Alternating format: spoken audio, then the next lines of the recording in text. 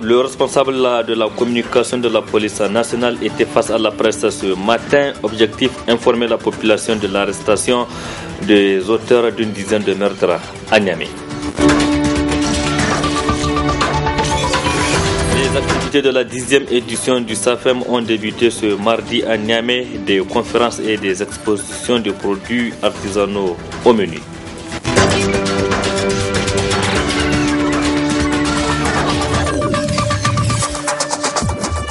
Merci d'être sur la télévision Labari pour suivre ce journal de ce jour en mardi 8 août 2017. Mesdames, Messieurs, bonsoir et bienvenue à tous. Je le disais dans les titres, beaucoup de cas de meurtre ont été enregistrés ces derniers mois à Niamey, précisément au quartier Kwaratagi. Les auteurs de ces actes sont entre les quatre murs de la police judiciaire. Ils ont été présentés à la presse ce matin par la police nationale qui rassure d'ailleurs la population. C'était à travers un point de presse animé par le responsable de la communication de cette institution. Le point de presse nous est résumé ici par Nafissa Yahaya et Sadou Doumi.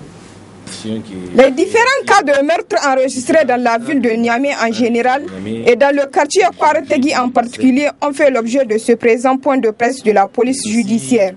En effet, de janvier à aujourd'hui, il a été enregistré 11 cas de meurtre à Niamey, dont 3 cas dus à des bagarres inutiles et les 3 autres attaqués à domicile. Ainsi, de janvier 2017 à ce jour, nous avons enregistré au total 11 cas de meurtre, dont 6 cas au niveau du quartier Kwaratagi. Parmi ces 6 cas, 3 sont dus à des bagarres inutiles entre les citoyens, avec coups et blessures volontaires ayant entraîné la mort. Les auteurs ont été interpellés, ils ont été déférés au niveau de la justice.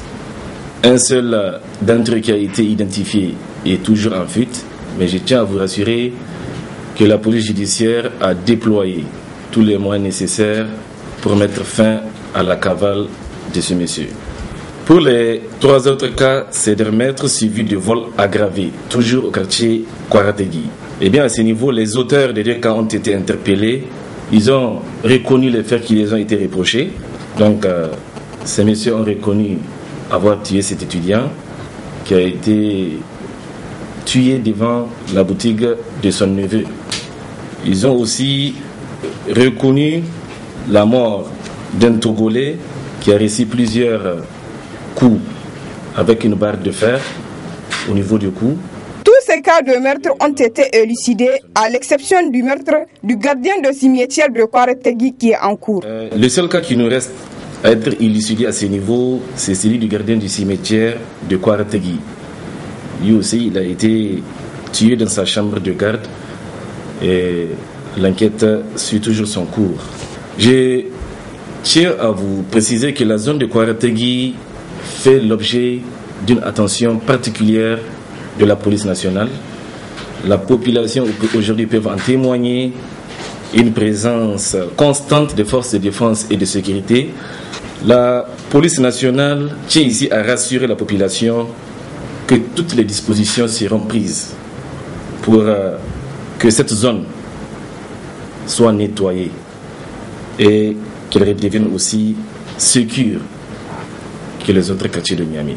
Enfin, le chargé de communication de la police nationale a tenu à saluer le soutien du commissariat de la francophonie et de la brigade de police avant de rassurer la population de Niamey en général et celle de Kwaratagi en particulier, qui est sous patrouille permanente. L'affaire remonte en mars 2017 entre la société de transformation alimentaire STA et le directeur de publication du journal Mutation qui a fait cas dans une de ses parutions de la corruption, la mauvaise gestion et la gabegie des responsables de la dite société. Après le procès entre les 2 parties, la justice a finalement tranché ce mardi en condamnant les plaignants aux dépens, comme nous l'explique ici le directeur de publication de ce journal, Gorel Harouna. Aujourd'hui, le tribunal de grande instance hors classe de Niamey a tranché par rapport à un contentieux qui nous liait à la STA. La STA, c'est la société de transformation alimentaire, depuis pratiquement le mois d'avril. La justice nous a donné raison. Pour rappel, nous avions produit dans les colonnes du journal La Mutation 2 enquêtes, 2 dossiers sur cette société de transformation alimentaire spécialisée dans la fabrication d'aliments nutritifs destinés aux enfants malnutris qui sont dans les crénies et les crénas du Niger. Alors, nos investigations nous ont amené à constater que au sein de cette société-là, il y a vraiment une sorte de gabegie, de mauvaise gestion, de clientélisme, de climat de corruption et beaucoup de choses que nous avions relevées, des licenciements abusifs. Alors, les responsables de cette société, en l'occurrence, il y a un Français du nom de M. Michel Lescan, qui est en même temps détenteur d'une société qu'on appelle Nutrisets, qui est basée en France. Sa femme, Elisabeth Lescan, plus 2 Nigériens, dont Madame Sissé, qui est membre du conseil d'administration de la STA, et son fils Ismaël Barmou, qui est actuellement le directeur général de la STA. Alors, ils ont lu ce que nous avions produit comme article et ils ont estimé que nous les avions diffamés. Ils ont invoqué l'ordonnance 2010-35 du 4 juin 2010 portant régime de la liberté de la presse. Ils nous ont assigné donc en citation directe. Nous avons fait les plaidoiries depuis le 8 juillet. Et ils nous ont réclamé 200 millions de francs CFA. Donc, ça veut dire que chacun veut 50 millions au journal Mutation. Alors, le tribunal, après avoir écouté les 2 arguments, puisqu'on a fait le débat de fond le 8 juillet, a estimé que nous avons apporté toutes les preuves contraires de la diffamation. Et le tribunal nous a relaxé non seulement, mais a condamné les plaignants aux dépens. Donc, j'attends mon avocat pour voir la suite de la procédure. Donc, le mot que moi j'ai à lancer, c'est vraiment à l'endroit de la justice, qui a dit le droit. Autrement, nous serions condamnés à verser comme ça 200 millions à des gens dont nous avons dit qu'exactement ils gèrent mal. Et donc nous avons produit les preuves contraires. Nous ne pouvons que remercier la justice pour l'indépendance dont elle a fait preuve aujourd'hui. Restons toujours dans ce milieu de la justice pour parler des délibérés des procès des enseignants arrêtés dans le cadre des évaluations des enseignants créés à main organisées par le ministère de l'enseignement primaire, vous le savez, le 15 et 16 juillet dernier sur l'ensemble du territoire national. Eh bien, ces délibérés sont tombés ce mardi à Tillabéri et à Ngingimi. À Tillabéri, ils sont 11 enseignants arrêtés qui copent d'une peine de 3 mois de prison avec sursis et 6 pour Ngingimi avec 2 mois de sursis aussi. Puisque nous parlons de l'évaluation des enseignants et les conséquences directes, parlons-en avec la révocation justement de plusieurs enseignants qui n'ont pas pris part à ces évaluations du 15 et 16 juillet dernier. Ils sont des centaines sur l'ensemble du pays. Une décision grave prise en violation des textes selon la synergie cause Niger-Sinaseb qui rejette d'ailleurs les résultats de ces évaluations. Le reportage est signé Assama Ousseidou et Nasser Seydou. Après leur refus de participer aux évaluations du 15 et 16 juillet dernier, plusieurs enseignants contractuels ont vu leur contrat résilié. Une décision qui ne surprend guère la synergie cause Niger-Sinaseb. Le ministre de l'enseignement primaire, suite à l'évaluation qu'il s'est proposé d'organiser, laquelle organisation est illégale, nous l'avons dit et lui-même l'a reconnu. Donc on s'attendait à ce qu'il résilie les contrats de ceux qui ont boycotté cette évaluation. Donc il faut dire que il y a pratiquement 1 mois que ça a commencé au niveau de la région de Tillabéri et maintenant c'est en train de se généraliser. Vous voyez les raisons que le ministre avance. Il a instruit que les résiliations de contrats qui sont en train de se faire en cascade en fait étaient prévisibles. Et le ministre, après avoir pris la décision de faire une évaluation qui n'était pas prévue, était décidé à résilier les contrats de tous ceux qui s'opposent à cette évaluation. Des conditions sont à remplir pour résilier le contrat selon les syndicats. Malheureusement, les autorités ont outrepassé, ajoute Dambajim. Le faire, c'est ce qu'on appelle le faire du prince. Vous savez, le prince, il peut faire ce qu'il veut sans se référer au texte de loi. Alors, à la matière, c'est bon de savoir que le statut général de la fonction publique, qui est une loi de 2007, qui régit l'enseignant contractuel a prévu les résiliations de contrat. Mais ces résiliations ne peuvent pas se faire n'importe comment. C'est ainsi que l'article 182 définit les conditions où on peut résilier le contrat. Je cite de mémoire, ces conditions sont, premièrement, et en cas de maladie, donc de retour de congé de maladie, si l'agent n'est pas rétabli, on peut résilier son contrat moyennant certainement des mesures d'accompagnement. La deuxième cause de résiliation de contrat, c'est en cas d'insuffisance après évaluation prévue par le statut général de la fonction publique. S'il y a ces insuffisances-là, on peut résilier le contrat. En cas de condamnation de 3 mois de prison ferme ou 18 mois de prison avec sursis, on peut résilier le contrat. Et en cas de refus de rejoindre son poste, on peut résilier le contrat. Donc, la loi a été suffisamment explicite. Ce que le ministre Marti est en train de faire, ça jure avec la loi. Nulle part, il n'est dit que quand on refuse de faire un test illégal, qu'on peut résilier le contrat. Les syndicats lancent un appel à l'endroit des autorités compétentes de faire les choses dans le respect des normes. Une violation des procédures rejetées par la synergie Cause Niger Sinasep. C'est le deuxième titre de ce journal, lancement ce mardi des activités de la 10e édition du Salon international de l'artisanat pour la femme SAFEM. C'était ce mardi matin à l'Académie des Arts Martiaux en présence de la première dame Hajia Essata Issifou.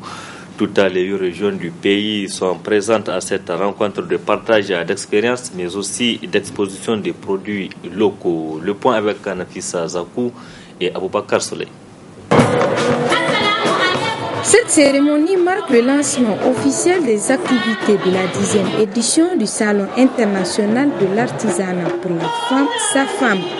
En effet, le SAFAM constitue un concept novateur pour son importance pour la femme nigérienne en général et la femme artisane en particulier. La 10e édition du SAFAM marque sa maturité et son rayonnement, qui est en fond un outil de premier plan pour l'autonomisation de la femme et la lutte contre la pauvreté. Comme vous le savez, la proportion de la femme représente plus de 51% de la population totale du Niger. Quant aux femmes artisanes, elles représentent environ 60% de l'ensemble des artisans. Elles constituent donc une composante très importante qui apporte sa contribution à la promotion de l'activité artisanale et à la création d'emplois. Avec le succès des précédentes éditions, le SAFAM est devenu un véritable instrument de promotion des activités économiques des femmes nigériennes et africaines. Il a acquis de ce fait une notoriété certaine au niveau national et régional, car il se révèle davantage comme un cadre propice de partenariat et d'échange entre producteurs et distributeurs de produits artisanaux africains. La tenue de la présente manifestation constitue donc une réponse appropriée aux problèmes de débouchés qui connaissent les produits artisanaux, surtout avec le classement de notre merveilleux pays en zone rouge pour les visiteurs occidentaux. Procédant au discours du lancement des activités de cette 10e édition, la première dame Essata Issifou, marraine du SAFAM, se réjouit des résultats enregistrés au cours de la 9e édition, tout en saluant le choix du thème pour cette édition 2017. La 10e édition du SAFAM se tiendra du 24 novembre au 3 décembre 2017 avec pour thème la renaissance culturelle, facteur de valorisation de notre artisanat. Le choix de cette thématique n'est pas fortuit. En effet, ce dernier cadre parfaitement avec les directives du programme du gouvernement dans son volet renaissance culturelle étroitement lié à l'artisanat. Pour cette édition, la République tunisienne est retenue comme pays invité d'honneur. L'envergure internationale de SAFAM a amené l'agence à avoir de nouvelles visions et des grandes ambitions qui vont au-delà des frontières régionales et internationales. C'est dans ce sens qu'une opportunité est désormais offerte aux autres pays de venir faire la promotion de leur potentialité en matière d'artisanat et de culture, mais aussi d'offrir un cadre de prospection de nouveaux marchés pour nos produits. Il faut noter que depuis 2014, le SAFAM est organisé par l'agence SAFAM qui constitue une référence internationale en matière d'autonomisation des femmes artisanes ainsi que la promotion de leurs produits. Décidément, les autorités municipales de la ville de Niamey se lancent dans une guerre sans merci contre les ordures ménagères de la ville de Niamey. C'est l'exemple ce mardi au 5e arrondissement communal de Niamey où le maire Issa Hamani et les autorités de la ville de Niamey étaient sur le terrain pour constater de visu l'évolution des travaux de ramassage des ordures. Il y avait également nos reporters Ismaël Lamoumouni et Ibrahim Abdou. S'inquiéter des travaux d'assainissement entrepris par la municipalité en vue de rendre le 5e arrondissement salubre, raison pour laquelle le maire de la dite commune a quitté son bureau pour être sur le terrain sur cette canicule. Comme ça, je peux dire qu'il est satisfaisant. En tout cas, 90% des objectifs qui nous ont été assignés ont été atteints. Les 10%, quand je dis 10%, il reste des endroits à colmater. Mais honnêtement, je veux dire, en 2 semaines, toute la commune du 5e arrondissement, tous les agents étaient pu faire sur le travail. Et je vous assure que dès que les moyens suivent, je ne dis pas que tout va être clean, mais vous allez constater de vous-même qu'effectivement des efforts sont en train d'être faits dans les communes. 10%, on est en pleine saison hivernale. Aujourd'hui, il peut pouvoir, demain, il peut pas. Ça veut dire qu'il y a des paramètres qu'on ne maîtrise pas. Mais pour vous dire que tout ce qu'on nous a assigné, en tout cas, c'est l'objectif même de la visite du 2e ville. Voir effectivement, c'est la ville qui a mis les moyens à la disposition des communes. C'est tout à fait normal, moi, à mon sens, qu'effectivement, quelqu'un qui te donne le moyen et un œil de regard sur ce que vous êtes en train. Et c'est dans ce sens certainement que le 2e vice-président est venu dans notre commune voir effectivement. Moi je pense que vous pouvez demander son avis. Certainement qu'il saura que les moyens qui ont été mis à notre disposition ont été utilisés à bon escient. À l'endroit des populations, mon message est clair. Vous avez vu au niveau de Bangabana, à quelques mètres, alors que hier seulement nous avons intervenu sur ce dépotoir. Vous avez vu, on a mis des nouveaux conteneurs, mais les gens ne versent pas. C'est que ce travail, il faut que tout le monde se dise la vérité. Ce travail, c'est pour eux, c'est pour tout le monde. Accompagné par le 2e vice-maire de la ville de Niamey, qui a d'ailleurs apprécié le travail des autorités du 5e arrondissement. Le travail de la mairie, c'est un travail quand même quotidien. C'est un travail qui nous revient. On devait le faire à tout moment. Et vous avez vu, il y a 2 semaines de cela, nous avons fait un lancement. Niamey, la coquette, pour tous. Et dans ce cadre, nous avons déployé des engins, des moyens dans les arrondissements pour qu'ils puissent, et à leur niveau, faire le travail comme il le faut. Aujourd'hui, nous sommes ici au niveau du 5e arrondissement. Vraiment, le constat est positif. Je suis très content de voir de la manière qu'ils ont travaillé et que vous-même vous êtes témoin quand même.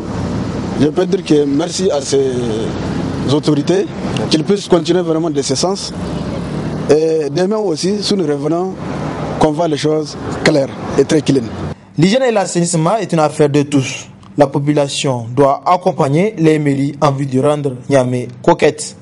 De ce fait, les habitants doivent changer de comportement à travers l'abandon de plusieurs pratiques qui rendent la capitale insalubre. À l'approche de la fête de Tabaski, la compagnie de téléphonie mobile Orange Niger commence à faire des heureux à travers sa promotion Tabaski. Cet après-midi, plusieurs clients de cette compagnie ont été récompensés en fonction de leur consommation en produits Orange pendant la semaine écoulée. Ils ont en effet reçu des mains des responsables de cette compagnie des moutons. Donc, c'était en présence de notre reporter Abdel Nasser Dantoufou. C'est dans sa démarche permanente de répondre au mieux aux attentes de sa clientèle qu'Orange Niger a lancé la promotion Tabaski le 31 juillet dernier. C'est ainsi une semaine après sont récompensés ce premier lot de ses fidèles clients avec des moutons. Orange a voulu, à travers cette promotion, dans une période qui est importante pour la population nigérienne, qui est la fête de la Tabaski, dans le cadre de l'accompagnement de nos clients, nous avons voulu et souhaité apporter une aide matérielle à la tranche de la population qui consomme le plus et qui a une consommation Orange la plus importante. Donc nous voulons remercier ces clients-là avec une aide matérielle et donc un apport matériel en guise de don de moutons pour cette fête de Tabaski. Donc c'est basé sur la consommation, c'est pour compenser la fidélité de nos clients et leur consommation, leur confiance qu'ils ont à travers leur réseau Orange, le réseau technique, le réseau commercial, les boutiques et tous les salariés d'Orange qui sont au service de nos clients. Pour les clients Orange Niger récompensés, le slogan « Vous rapprocher de l'essentiel » trouve tout son sens à seulement quelques semaines de la fête de Tabaski. Je suis très content d'être parmi les heureux gagnants de ce soir. Et puis je tiens à remercier aussi Orange pour cette récompense en l'honneur de la fête de Tabaski. Vraiment, c'est dire que je suis très content aujourd'hui et je reconnais quand même que Orange Niger fait quand même des prestations vraiment de qualité et je suis aujourd'hui émerveillé d'avoir vraiment ces cadeaux. Et ça va renforcer en tout cas ma fidélité envers Orange Niger. Merci beaucoup, on remercie Orange Niger. C'est quelque chose qu'on souhaite, quoi. Avant on parlait de ça, on ne croyait pas, mais aujourd'hui c'est devenu juste devant nous, quoi.